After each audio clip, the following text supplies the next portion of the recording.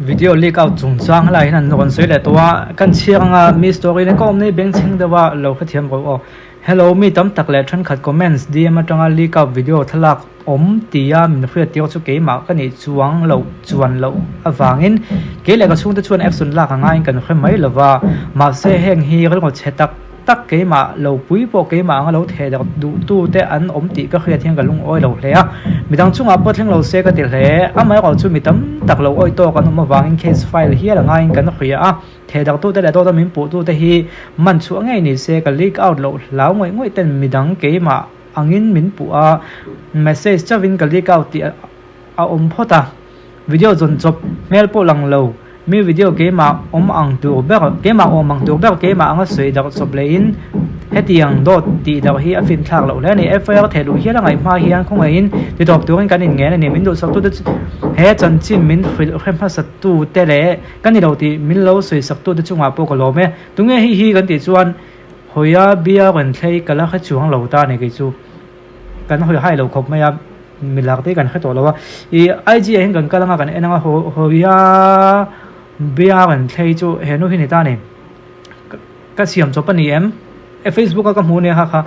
story kan enanga story a hian a to pa hian heta khami o hi ni hei tak hi a mail hi ka mu ton hu chu ni en khoi kha khatami kha tia han soi mai tu chu ka kha chuang lo ma chu ka mu jing to mail hi chu mo nang ni ponin mu tho fong comment a hlo seula kha khatami kha han ti thei tu han mo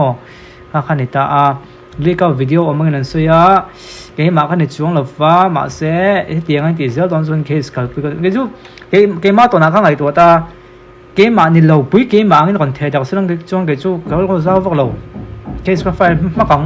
an ko fi zaw pian thrin ka tia ama ko chu ke ma ni kan lo ni ko khiaw ko hi chuanin a ngoi le le khani ma ko chu le chung I tong tu chela wa tiếng hello to về tai la e hi mail chu tha khoyang kam hu jing lutuk media vela Facebook a te reels a te ka hu jing video leak out an soi ni chu ma se ani si lo wa ala no pam hele me le ngal tu na alan dan ta ka khan lo pa lo u pa thei lo khum khim chuanin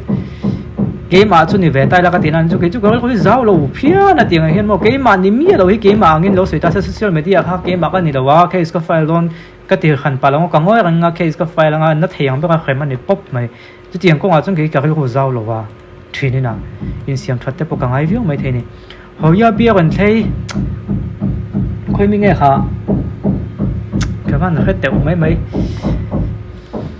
video có siam don point khoi mi nge kha o ka ti ka ngai tu wang ka kha chuak mai ta la wa mail chu ka mu jing yo ri zu la ka mu jing e ma chu wang ni mai thei Facebook ve la mo eng mo tak chu anh ấy nè viral na emo enga mo viral ka tiom je he arban rai sa te po khan lo kal ve via wani ari svel tu ke na tang hian o khami film mi kha khami movie mi kha khami music video mi kha o khami reels khami viral kha khami kha han ti mai tu ha ka khet mai lova apoi mo lai ber zo ka chon ke ai ni khevek do na mail ki tu alara ani lo wani ti kha aron soya min kan ni lawe an ti chuan ini ti ngo ta kha zel tan dei theina ni o fin kan nei si ro phei chuan chu wang chuan in hei ka kan tak langa eng wang ei kan ri ka hoi tin me thema se atong tu ta nen ho lo ve thina e ani te pe chu mai che ne mi pa chu ni chan chuan in ngoi rangin a ma ka la mai anga ti mai thenga me che tam phei chuan ming chet na hi a che zwal bi ka ni pa chu kan ni lu tuk lawa mi pa chu va nei ve tlong va nei ti chau dei mai ni wo mi pa chuan ma se mai che chuan ni ve lawa an malam hun tu kan bial pa tu te ani chu ma na soi ha ta om to kha endonan a bial pa tu thade ko khanin an lo lai ngai zong lawa so no so chelo ni o ka star chu ve mai ma se ma na cha tiang chu om to a inga mo soi thei de wa om chuan ani ve de to niang ni chu ti lo ma a poi thei ni mai che chuan mo mi pa chuan ni ve lo sa chu ma na mi kha kha tlang val van nei du kha ni dei mai ni mi pa chuan chu wang chang ka dem chuang lawa em po chu ni se ma ngai ron se fia video leak out o mang he mer han en belula ama ang deon lo o mani pon ani lo ni di khalo khria sakela tha tin kam film khong ngai em chu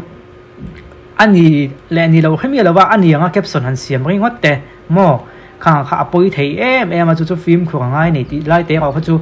I kan soi te pham tiang thil tong kai pakhatar kan soi te lo zuanin a fu lo wa nge ti kha ni chu wang chuanin an ko hi zau phian thrin zel mai warning te hin ka thlap thlapa tilom ome followers ponga view khi mi tuima tak chu ni mo a mel po tha